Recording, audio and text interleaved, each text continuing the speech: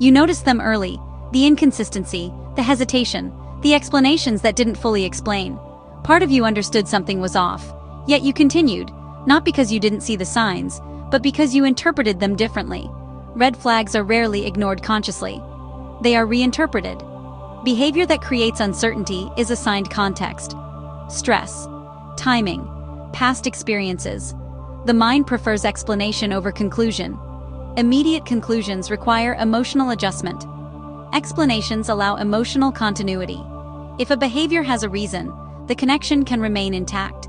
Understanding becomes a way to postpone change. Attention narrows when attachment begins. You focus on confirming moments. Warmth becomes evidence. Distance becomes exception. The overall pattern becomes secondary to individual positive interactions. Hope reorganizes perception. A meaningful conversation outweighs repeated inconsistency. A single effort outweighs multiple absences, because possibility carries emotional weight greater than frequency. You were not evaluating only behavior, you were evaluating trajectory. You were not asking, what is happening consistently? You were asking, what could this become? Potential reframes warning signs. Unavailability becomes caution. Inconsistency becomes confusion. Withdrawal becomes fear. Each sign gains a softer interpretation, not to deny reality, but to preserve expectation. The mind avoids abrupt endings. Ending requires immediate emotional recalibration. Continuing allows gradual adjustment. So perception adapts, not to deceive, but to stabilize. Over time, a conflict develops. Observation and interpretation diverge. You notice patterns repeating, yet your explanation persists longer than your certainty. This delay feels like indecision, but it is processing.